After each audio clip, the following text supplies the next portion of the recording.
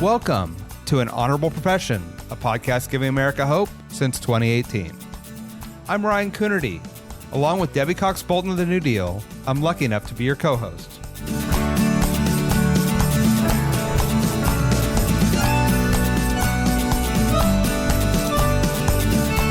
An Honorable Profession is a New Deal Leaders podcast. The New Deal is an organization that supports the next generation of American leaders.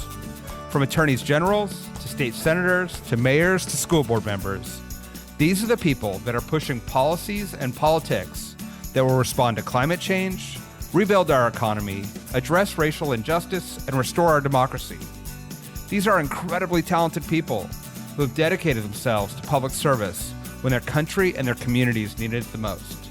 Check out newdealleaders.org to see what I'm talking about. Today, I talk with Hartford, Connecticut Mayor Luke Bronin. He's a Rhodes Scholar, a former Navy Reservist, an Obama administration official charged with disrupting terrorist financing networks, and a Yale Law School grad. He's in his second term as Mayor of Hartford, and he's helped his community go from the edge of bankruptcy to revitalization. We spoke about that journey, post-pandemic economic strategies, and how to reduce gun violence. Luke is one of America's best public servants. Enjoy. Hartford Mayor Luke Bronin, welcome to An Honorable Profession. It is wonderful to be speaking with you today. Thanks, Ryan. Thanks for having me. When I think of Hartford, I got to say I think of insurance, but I know there's so much more. Can you tell me the story of your community? First of all, Hartford's a great city, but as you said, it's a city that a lot of people, I think, have misconceptions about to the extent that they have a conception about it. It was, for a long time, the insurance capital of the world. We still like to hang on to that title, although there's less of a concentration of insurance than there once was. Till the mid-20th century, it was one of the most prosperous cities in the country. It had a strong industrial base. It had a huge concentration of insurance and financial services. The economic changes of the mid-20th century hit Hartford hard, as they did many northeastern cities. You had that profound shift in industry. You had manufacturing fall away. And then you had some pretty profound demographic changes in the latter part of the 20th century. And so a city that was, until about mid-20th century, one of the most prosperous in the country, in more recent years has been a very different economic situation. It's a city that has some intense concentrations of poverty. It is one of the most diverse cities in the country. It's about 87% Black and Latino. And it has struggled since the latter part of the 20th century to reassert itself financially, economically, and find its footing again. It's also a city that is incredibly rich in arts and culture and food and community, and also in the legacy of some of the things that came out of the 19th and early 20th century, incredibly beautiful parks. Almost every house or apartment in Hartford is within a 10-minute walk of a beautiful municipal park. It has held on to a lot of the architectural history that it has, but it also lost a lot. And so you have a city where you can alternate magnificent 19th century architecture with a surface parking lot where something equally beautiful was torn down. And so over the period of the last couple of decades, Hartford has worked to reinvent itself, to reimagine itself. And that's work that we really embraced when my team and I came in 8 years ago, and look forward to talking about that. Yeah, I want to talk about that moment you came in 2016. And, I think it's a fascinating city and in many ways a microcosm of many of the issues we face nationally. Tell me about the situation that you walked into and then some of the immediate actions you needed to take in order to address some of the challenges your community is facing. So when I took office in 2016, the city of Hartford was in full-blown financial crisis. The city was insolvent. It was bankrupt economically, if not legally bankrupt. And we prepared in earnest for a bankruptcy filing, because one of the things that I was determined not to do was just to buy time, to find a way to stretch things for another year or two, but leave us still facing that crisis down the road. And the other thing that I was determined not to do was just cut so deep into city services that the city stopped functioning and stopped having potential to rebound and revive quickly. And it should be said that our acute fiscal crisis coincided with some real fiscal challenges at the state level. So that was not a time when we expected that there was going to be a lot of help coming. So we prepared very seriously for bankruptcy. We had community discussions about it. We were preparing both our legal filing and our economic plan. We were getting the community ready to go through that process together. And thankfully, at the end of the day, we didn't have to do that, although we were fully prepared to do it. What we did do was some significant restructuring. We asked our unions for a lot. We asked them to come to the table and give back a lot, and they did. They stepped up in some big ways. We asked some of our big companies to step up and participate financially in a recovery plan, and they did. We did make some very, very significant cuts. There was a limit to what we were willing to cut, but we had to make some really hard decisions. And then we were able to build a new partnership with the state, where the state assumed responsibility for our long-term debt obligations. But even taking that off the books left a very large deficit that took all those other pieces to fill. And then we set about the work of rebuilding, and we started to get some real momentum coming into 2020. You felt like for the first time in a long time, the city was starting to fire on all cylinders, and there was just an energy and activity and investment coming in that we hadn't seen in a while. And then, of course, we smacked into the COVID wall, and like everybody everywhere, battled our way through that and are now working on another recovery, which I am confident will be strong, but it's a process. Can you talk about the decision to run for office? Not everybody would be actively campaigning in order to take over a city on the verge of bankruptcy. What made you decide that that was the right time to run and the right way to serve? First of all, because Hartford had become home. My wife and I moved to Hartford in 2006 after law school, and we fell in love with the city. And I think what we fell in love with was the fact that in this city, you've got so many of the things that you can find in a much bigger city. You've got those beautiful parks, you've got amazing theaters, great restaurants, incredible diversity of food and arts and culture, great arts institutions, and also great creators throughout the community. So we had that sense of this was an exciting place to be, where you could find the things you find in a bigger city, but at a scale where you could be part of the fabric of a community in a whole different way, where you could help to shape it. And so that's one of the things that drew us to Hartford to begin with, was to be involved in being a part of the city. And then we took some detours.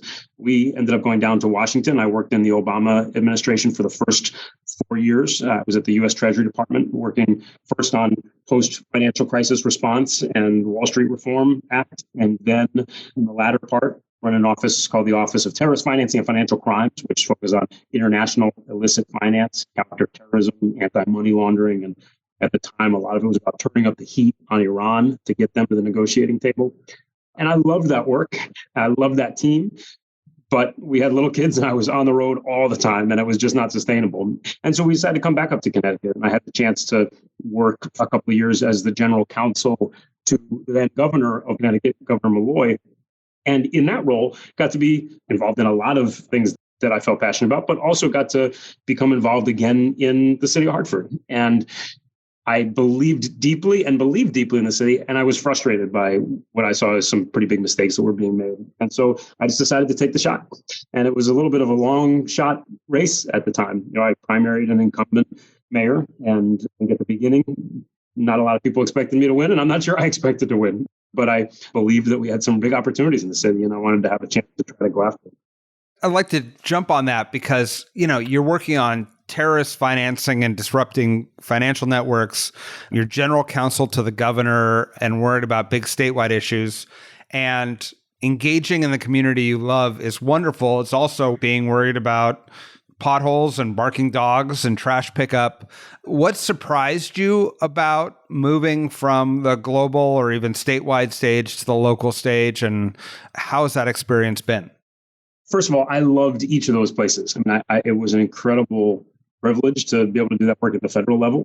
It was an extraordinary time and an extraordinary team to be working with. And I think we did make a difference in ways that I was conscious of. You could see it. And at the state level, got to work on everything from helping to write and pass some of the most significant common sense gun laws in the state, to some pretty meaningful environmental protection work, to criminal justice reform work, which I've been passionate about for a long time, to helping to diversify the judiciary. So issues that I cared a lot about and was really excited to be part of. But there is something different about this work at the city level. You're connected to it in a way that I think you aren't at any other level of government. It's not an abstraction. You can't separate yourself. You are always face to face with your successes and your failures. And if you're not reminding yourself of them, others will remind you of them on a daily basis. But I actually really love that and found it probably the most fulfilling time of any of those levels of government. I found this work the most fulfilling because you could operate with a level of nimbleness and speed and creativity and be connected to the work and to the people affected by that work in a whole different way. One of the things, even as we battled the fiscal crisis, we came in with some things we wanted to get done. And one of those things was to build a youth service corps, which would create an opportunity for young people in our community who have fallen off track or faced enormous challenges. Maybe they're out of school, maybe they got through high school, but were out of work and without a plan. And we wanted to give them a chance to prepare for the next step, to build the life they want, to get paid for it, and to make a difference. And so we built the Hartford Youth Service Corps. And that has given thousands of kids in Hartford now the chance to get paid for year-round work, make a difference in their community, get connected to a set of mentors and coaches who can help them make a plan for what's next, and then move on to that next step, whether it's going back to school or going on to work. And that's the kind of thing that you have the ability to imagine and then create in a job like this. You have the convening power. You have the ability to go out there and help try to get other people bought into that vision and bring resources to the table. And I can give you countless other examples like that. But that kind of work where you can take an idea and make it real and see it affect people's lives is something that you can't really do at any other level of government in the same intimate, personal way. I totally agree. And I want to dive in on one point that's always been a personal interest of mine. Medium-sized cities seem to me a special and unique place to be able to pilot programs, to break down partisanship, to approach things in different ways. What would you like to see from the federal or state governments or think tanks in their approach to medium-sized cities like Hartford? One of the things I would say is I think what was so important about the American Rescue Plan, as part of the response to COVID, was the federal government trusting communities to invest resources in ways that community thought would make the biggest difference. It wasn't just the fact that there were resources available. It was the fact that local communities had the flexibility to say, these are our priorities. These are why these things matter, to rally the community together around them and then make those investments. So we're not going to have probably another American Rescue Plan anytime soon. But I think to the extent that the federal government can trust communities with the opportunity and when possible, the resources to make those investments that will make the biggest difference, I think you've seen some pretty powerful results of that in cities across the country. I agree. Flexibility to be little laboratories to try policy, I think would pay immense dividends, not only to those communities, but as you know, for other mayors to take ideas from other places and scale them up as we do in New Deal all the time. Can you talk about essentially COVID and post-COVID recovery and how it's going in Hartford and, the lessons you learned that you think can inform policy going forward? I mean, first of all, as I said before, when we were coming into 2020, we felt like we were really starting to rock and roll. And a lot of things we've been working on were starting to come together. And COVID pressed pause on a lot of that and refocused the work for a while. And I'm really proud of our community's response in the midst of COVID. I think we came together in a really effective way. And now we're working hard at recovery. There's a lot of good stuff going on, a lot of which is possible because of things like the American Rescue Plan. But there's no question that here in Hartford, like in cities across the country of every size, we're still dealing with some of those pretty serious symptoms of municipal long COVID, empty office buildings, enormous pressure on the commercial office market, helping young people re-engage and reconnect and heal in school. And like a lot of cities, we saw a pretty profound spike in gun violence in the couple of years post-COVID that we've been working hard to bring down and working hard on that every day.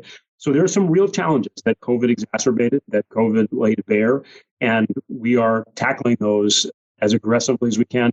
And at the same time, I think we have the opportunity to reimagine things in the wake of COVID in ways that are kind of exciting. One of the things that I think had held Hartford back for a long time is that the downtown core had really become sort of a downtown office park. It was just office buildings, and it was after 5 o'clock on weekdays or on weekends, it was pretty hollow and empty. And even before COVID, long before COVID, we made it a priority to try to turn downtown into a residential neighborhood, to create a density of residential housing so that you could have that energy and feet on the street coming from people living in and around the downtown, not just from office workers commuting in and then leaving the city after work. And we've made some really good progress on that. But COVID has made that work that much more urgent and that much more vital to the future of the city. We have seen a huge drop in office workers, and that hits restaurants, it hits bars, it hits retail, it hits just the sense of energy and activity in the city. And so we're trying to double and triple down on residential development and accelerate that work. And I think that may be some of the most lasting work that we do. If we're able to get it done and we look back 5-10 years down the road, at where we pivoted post-COVID, I think that'll be some of the most important stuff. How do you think about transforming the infrastructure of Hartford, which is, as you say, has a long and storied history, transforming it to new uses like housing, economic revitalization? How do you have that conversation with your community, and what kind of policies do you think can speed up the reuse or adaptation of infrastructure to meet modern needs? Like a lot of cities, we had both the blessing and the curse of old factory buildings, old warehouses, empty, vacant buildings, empty, vacant lots. And they can weigh neighborhoods down, but they can also provide opportunities. And so we've been really focused on trying to reinvent and bring new life to spaces like that. Whether it's an old factory that is on the edge of downtown that's revitalized as a residential community, whether it's the renovation of the old Colt Armory complex, one of the first factories of the Industrial Revolution, which is now a residential development near the beautiful Colt Park, or whether it's an old railroad depot that's now a food hall in our Parkville neighborhood. We've really put a focus on trying to reinvent, reimagine those spaces. Places like the old gold leaf factory, called the Swift Factory, which produced a lot of the gold leaf for the country for many years. And it sat at the heart of the Northeast neighborhood, which is a neighborhood that isn't a federally designated promise zone. It is a neighborhood full of people who are committed to the community and believe deeply in it and are working hard every day. It's also one of the poorest neighborhoods in the country. And we work together with a lot of partners to get that blighted, deteriorating old factory brought back to life so it could be a center of employment and of opportunity in that neighborhood again, as it once was. So we put a lot of emphasis on that. But we also are putting a lot of emphasis on infill development. I'm trying to take those vacant spaces, those surface parking lots, and bring those back to life. And the city hadn't seen ground up development for a long, long time. And we finally are seeing it and pushing it. We're participating in it. And like I said, we have to be aggressive in going after that, because I think to some extent, this post-COVID recovery is a race against time. We've got to get these projects done to maintain the sense of momentum that we have. Absolutely. And from one challenge to an even more difficult challenge, you've been very active in trying to reduce gun violence, both in your city as well as your state. Can you talk about some of those efforts and where you think progress is being made? Sure. And I will say as a mayor, and I think this is probably true for every mayor in the country, gun violence is not an abstract challenge. You feel a real personal sense of responsibility. And every time gun violence wounds somebody or takes the life of somebody in your community, it weighs on you. And so you feel that challenge deeply and personally. And we're doing a lot on a lot of different fronts and trying to take the best ideas from everywhere in the country and put them to work here. And that's everything from building a reentry welcome center, which we first housed in City Hall, and then it kept growing bigger and bigger. We were able to move it out to a bigger location of its own in our community, where folks who are coming back out from incarceration can get connected to resources instead of just being dropped on a street corner with nothing in their pocket, as was the case before. They now land in a place where there's a team of people helping to connect them to resources and get them hopefully pointed in a better direction. Whether it's very individualized intervention efforts with young people or older folks who are involved in gun violence, recognizing that almost without exception, when somebody is involved in gun violence, they are also coming out of a life where they have experienced enormous trauma and are likely dealing with some pretty serious consequences of that, including some serious mental health issues, behavioral health issues. I think that piece of it, we don't always do enough to tackle and to address. And then, of course, the more standard, at this point, more standard community violence intervention work. people who are out there as interveners trying to identify beefs, identify disputes, de-escalate them, help reconcile situations. We've got amazing teams that are out there. Hospital-based violence intervention work, where when someone is the victim of gun violence, we use that opportunity to help get them connected to care that isn't just about that immediate physical trauma recovery, but is about wound care, physical and mental and psychological, in the weeks and months following that. Because tragically, one of the biggest predictors of involved in future gun violence is being a past victim of gun violence. So we're working on all of those fronts. One of the first issues that I was passionate about well before I got involved in politics was criminal justice reform. And I felt really strongly that we were locking too many people up, that we were locking too many people up for nonviolent crime, that we had gone way too far in the direction of over-incarceration. And I was really proud to be part of efforts at the state level to push some pretty significant criminal justice reform proposals. And I believe in those. And I've been an advocate for clean slate legislation and a huge advocate for reentry support. I also believe, and I don't think there's any inconsistency whatsoever in taking this view, that we are not doing enough to make sure that people who are responsible for pulling triggers and shooting other people are out of the community. At least where we are, where I am, all too often we have individuals who are repeatedly involved in serious firearm activity and then are back out very quickly on pretrial release, bail, or are continuing to be involved in this activity while on probation and parole. And so I convened a group, including a whole bunch of mayors from around the state, to try to push some proposals that I hope will pass in the next couple of weeks here in Connecticut that will apply some more serious and certain and swift consequences when people are repeatedly involved in serious firearm activity. And I think that that is a matter of saving lives. And I also believe that most of those folks who are involved have the capacity to build a different kind of life, but they have to be out of the community when they're actively involved in that kind of activity. And I hope that we can get that done. I think there are many cities and states and leaders in those communities that feel the same way. You can both be for criminal justice reform and for accountability and a safe community. And we need to recognize that there's no one size fits all to the human experience, and we need to build policies that address the challenges. I mean, I've known you since you were elected, and you've been an intensely passionate, engaged mayor. You decided not to seek a third term. Can you talk to me about how you made that decision, about when is the right time to pass the baton and when's the right time to stay in office?